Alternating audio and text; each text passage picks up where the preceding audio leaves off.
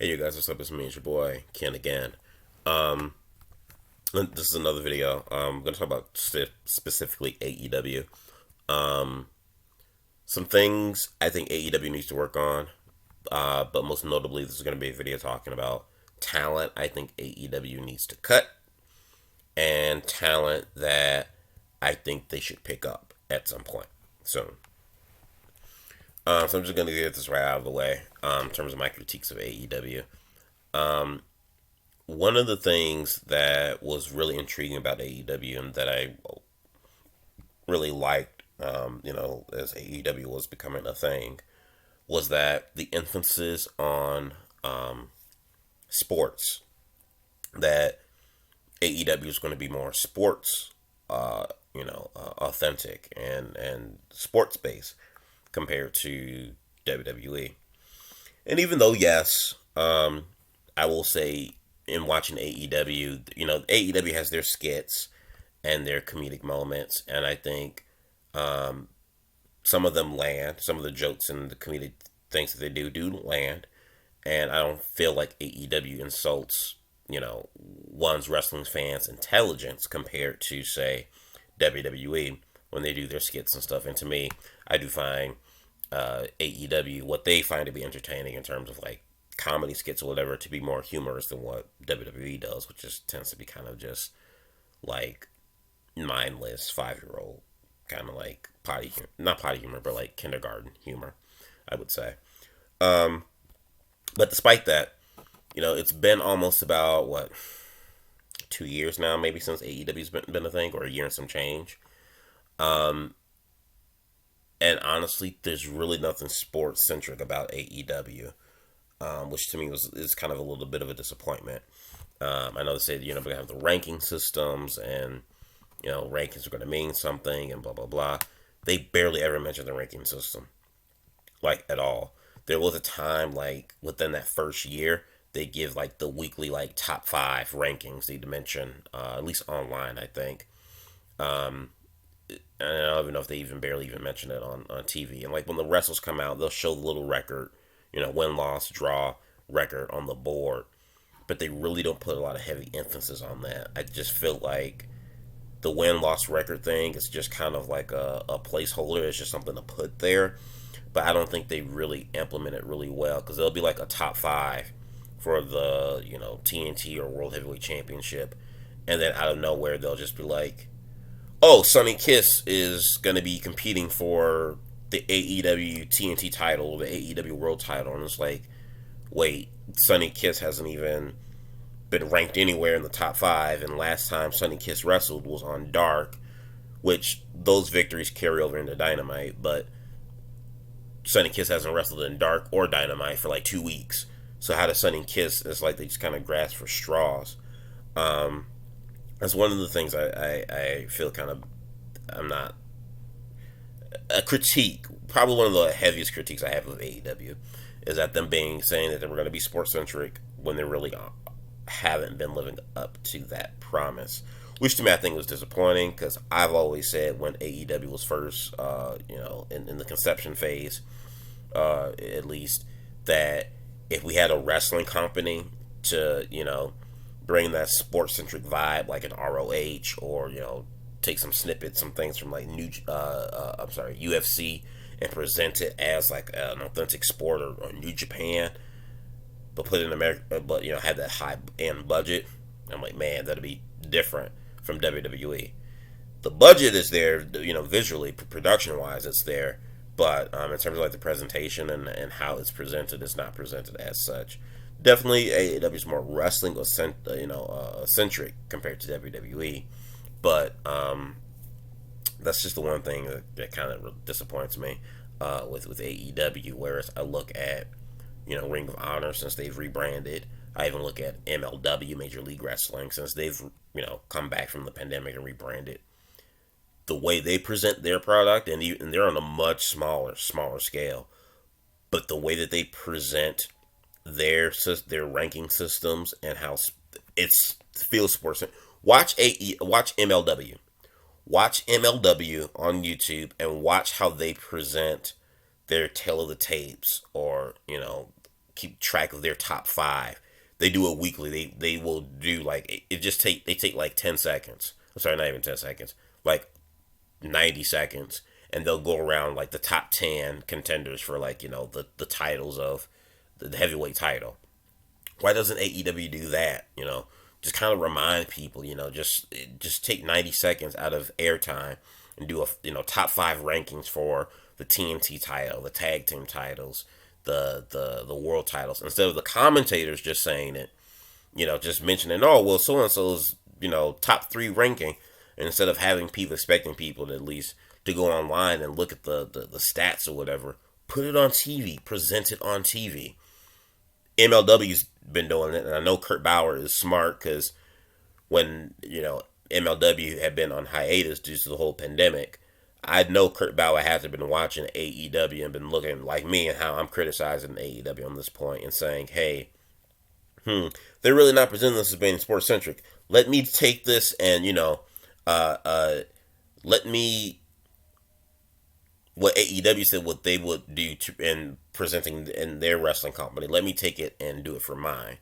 And you do see that in MLW. You even see that in Ring of Honor with their relaunch during the pandemic. It's more sports centric, and it's just got a little bit of a better vibe to it when they do it. So that's my critique there. Wrestlers that AEW should get rid of. I know Tony Khan a year ago had said that there are wrestlers. There will come a point at one point in time where they will have to release talent.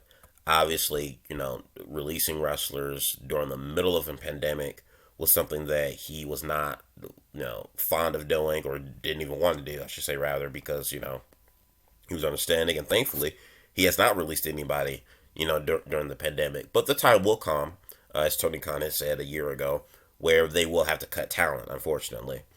And these are just some talents that I think that they should cut, in my opinion, because I just don't think that they're doing it for me. And when I'm talking about talent, I'm just speaking for the men on the roster, not the women. One, Luther.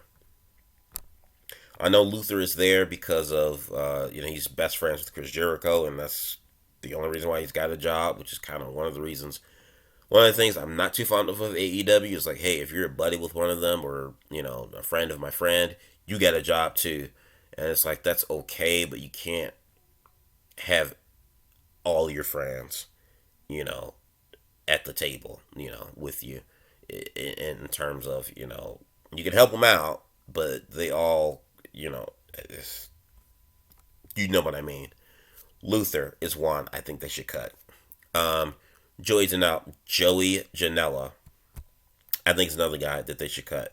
Joey Janela has done nothing, in my opinion, for Dynamite. They'll throw him in there with a Kenny Omega once in a while. They're going to give him the Darby Allin next week. But it just really seems like they aren't really doing much of anything with him. They just throw him in there to have good matches with guys, or hardcore matches with guys. And that's just pretty much it. Other than that, he stays on Dark. Another talent I think that they should cut is, and I know they won't, because who they're affiliated with, and right now they're in a pretty big angle. Private Party. Private Party, to me, they're not cutting it to me as a tag team. They botch. I think they need a lot more seasoning, in my opinion. A lot more seasoning. There are other tag teams I will put in Private Party spot, like Top Flight. I think Top Flight are great. The Acclaim. I love the Acclaim. I think those guys stand out. They are they've got some charisma when they do the one of the guys when he does the rap, the little rap battle and be roasting. It's entertaining, and then you have his partner who's a little bit more serious and yells into the mic and says, "Hey, the Acclaimed have arrived." They look like serious. They're big buff guys. They've got some charisma. Can talk on the mic. They look like some contenders, and they're good as well. They're good at wrestling as well. The Acclaim, I will take over Private Party. So those are guys I think that they should kind of like focus on. But Private Party's not cutting it for me, like, at all. I'm trying to see what's some other talent here. Kip Sabian. Kip Sabian is another one. Hasn't done anything. I really don't get what's the point of him. I mean, I know he's got this thing with Miro and Penelope, which is his real life girlfriend, now wife. This is what I'm hearing. But um, it, just not doing anything for me at all. Kip Sabian is another one. Waste of space on the roster, in my humble opinion. And I'm probably missing a few others. And I hate to say it, but maybe even to a degree, Brian Cage. I don't know, and maybe it's because of the way AEW has been booking him. Because I will agree, AEW hasn't really booked Brian Cage the best. They really haven't. You look at his record. His record is pretty decent. It's like I just looked at. It's like 15-3 or 15-7 or something like that. Like it's okay, but every big marquee match Brian Cage has been in, the dude loses them all. The world title match against John Moxley lost, which I knew he was going to lose that anyway. I mean, anyone who thought Brian Cage was going to beat John Moxley for the AEW title when Moxley was like, what, 3 months in as world champ, you're out of your mind. But that was you could say that's the AEW's fault for booking themselves in a corner and putting Cage in that type of position. Okay. He just recently has been having this long-term feud with Darby Allin and then just lost, his shot at the TNT title. Again, kind of booked themselves in a corner because Darby Allin had only won the title like in November or whenever he won it, October, November, whatever. And this was like his first big title defense, so he ain't dropping it anytime soon. Again, kind of booked themselves in the corner. But Brian Cage really hasn't done much of anything, and it kind of sucks because he's a talented guy. He is, but I'm just not feeling him in AEW. I think he was a good get for AEW, but I don't know. I think Warlow, whatever, to me has more of a better chance in thriving and succeeding in AEW than Brian Cage. There are some guys I'm going to mention in a minute that I think AEW should be on the lookout for and sign at some point. That would do far better over Brian Cage. So yeah, that's that. So these are just a few talents. I'm probably missing a few, but these are the few talents that just kind of stick out to me. I can't forget the Dark Order. There are some people in the Dark Order that kind of need to be cut, and what I mean by cut, everyone in the Dark Order is pretty much okay except for Colt Cabana. I don't get it.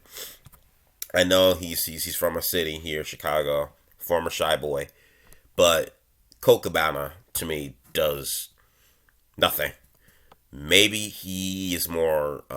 His value is mostly in maybe backstage role. Maybe he helps train and help some guys out. I don't know, but to me, Colt Cabana is another guy waste on the space roster.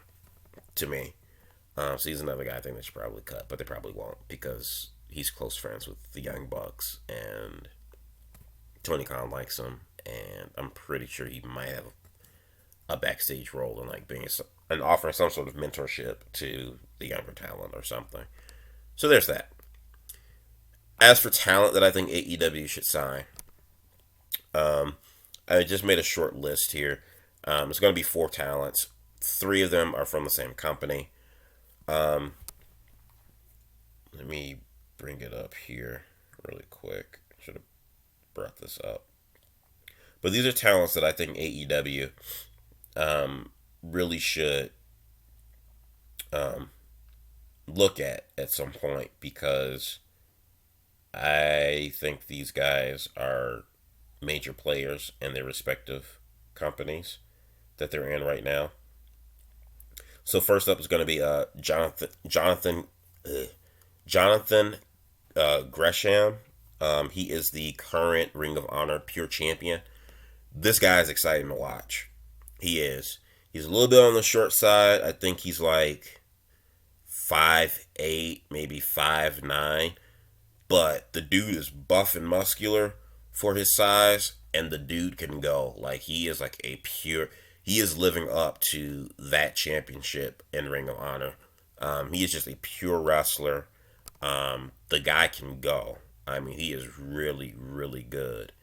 I'd love to see him in AEW at some point. I know he just signed a new long term deal with ROH yesterday, so it'll definitely be a while before he moves on to other pastures.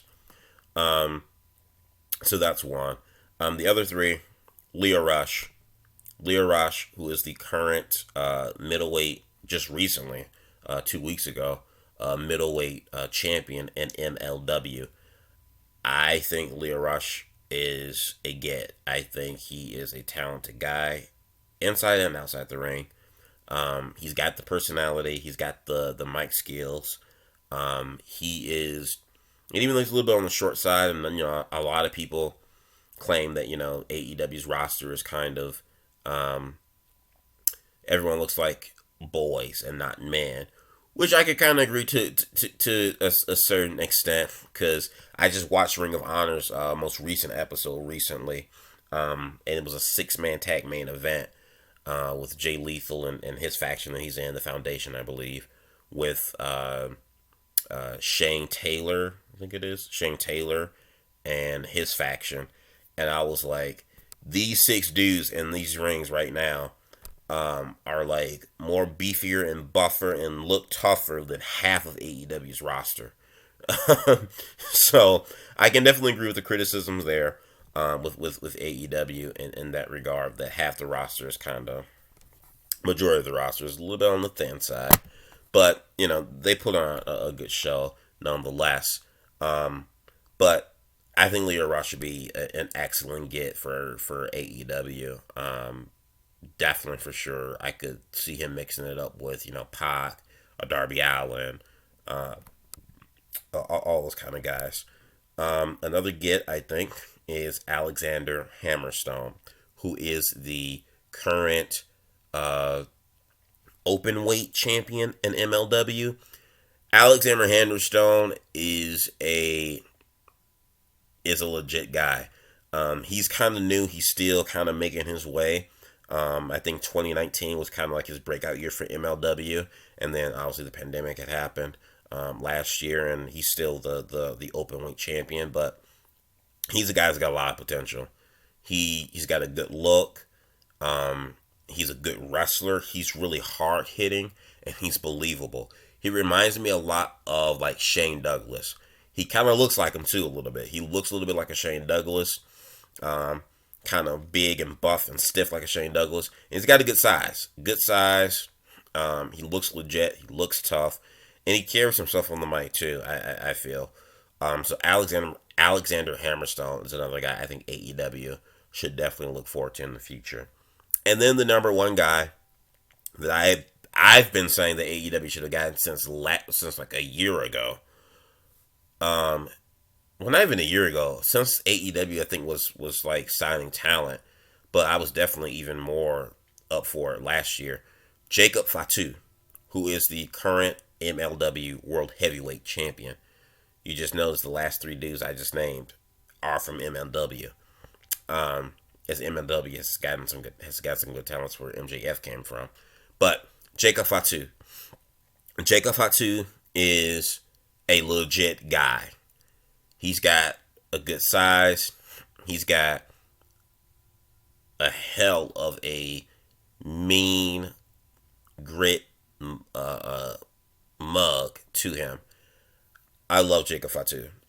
Jacob Fatu is he is related to the Illinois family, so he is related, to The Rock and Rikishi and all of them. The guy is a beast. He moves around good. He is believable. He is a legitimate, as Jim Cornette will say, who's a big fan of him, he is a legitimate badass. And I feel like that's the monster that AEW needs.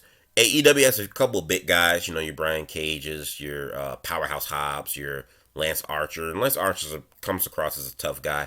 You even got Miro, but there's no one in AEW. I feel like that's like that standout beast, like that monster that you don't want to fuck with.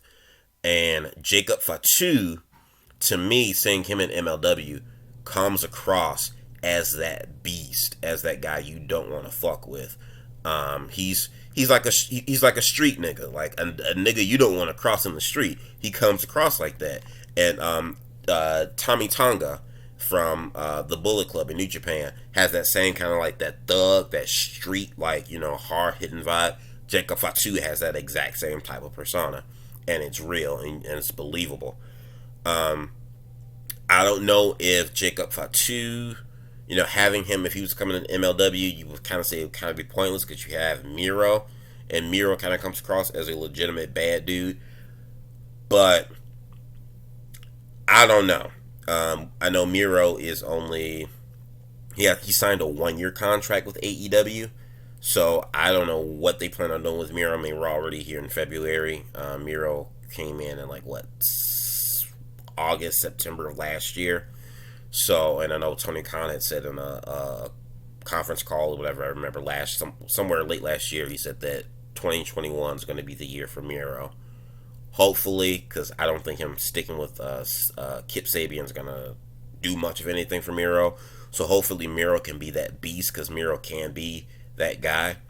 But if things don't work out with Miro, Jacob Fatu is definitely a first class contender I think AEW needs to look at, because that is a guy that is ready. He is world championship material. He is a contender, just as well as Alexander Hammerstone.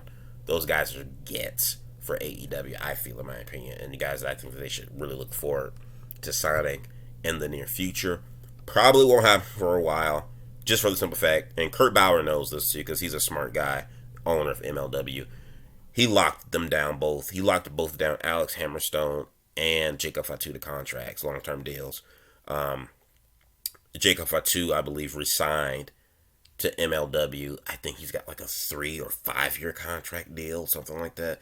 It's a long deal. So he locked in Jacob Fatu. Obviously smart, because Jacob Fatu is A, his current heavyweight champion. B, he is a talented guy, so you want to keep him, locked him in. Alex Hammerstone is hot right now, so for MLW at least I'm speaking of. So he's kind of coming up there, so you want to keep him locked in. So he's locked in for another, I think, like 2 or 3 years. So it'll probably be a while before we see any of these guys go anywhere, once they're out of their deals with MLW. But these are guys that I think All Elite Wrestling needs to get. These are some guys that are 4 guys that I just mentioned here, talented across the board. You can fit them anywhere in any division, and they will definitely, in my opinion, I think will be some excellent gets for the AEW roster. You guys let me know what you think in the box below. Have you heard any of these guys that I've mentioned? I want to hear your thoughts in the box below. Do yourself a favor, hit that like button and subscribe. Peace.